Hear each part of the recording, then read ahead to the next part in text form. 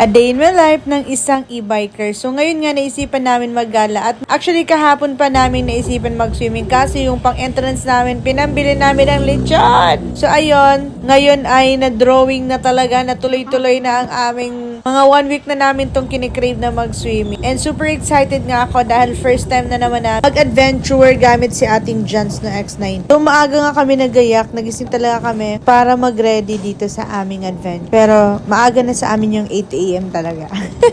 Kasi nga late kami natutulog guys. So mga 2 a.m. mga ganyan na kami natutulog. So maaga na sa amin. So duman nga muna kami dito sa 7-Eleven para bumili ng food. At hindi pa kami nagbe-breakfast. Sobrang saya namin guys kasi no need na nga kami maggastos pa sa gasolina or sa pamasahe. Anligala na talaga. No need gas, no lisensya needed. Tingnan nyo yung lalaki. Grabe makalingon. Grabe makatitig sa Jans, no? Halos lahat ng dinadaanan namin talagang lumilingon talaga dito guys sa Eve. So ayan, tumitingin-tingin ako kung anong bibilin ko dyan. So binili ko lang dyan ang mga silog-silog meals kasi yun lang yung mabilis kainin. So ayan guys, papunta na nga kami sa aming destination.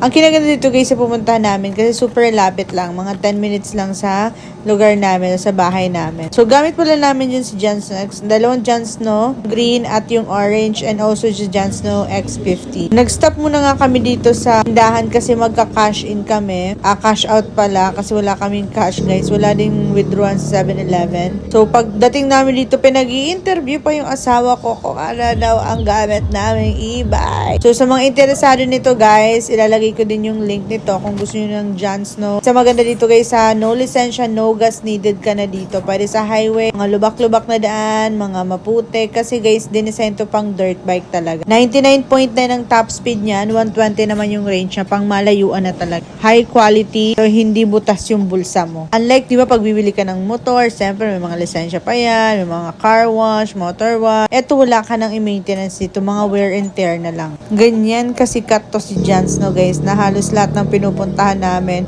halos lahat ng dinadaan namin talagang tinititigan nila, kilig na kilig sila. So ayan, finally guys, andito na kami sa aming destination. So may entrance lang yan siya na 10 pesos and yung parking fee ng aming e-bike worth 50 pesos. Ayan, tatlo na kami at yung tatlong e-bike. Super mura lang dito at ang kinaganda guys kasi hindi na kami gagastos pa sa mga cottage ganyan. Dito lang kami sa tapag kumain. Ayan, at good thing na lang meron kaming dalang foldable na e-bike. So naglagay lang kami ng towel.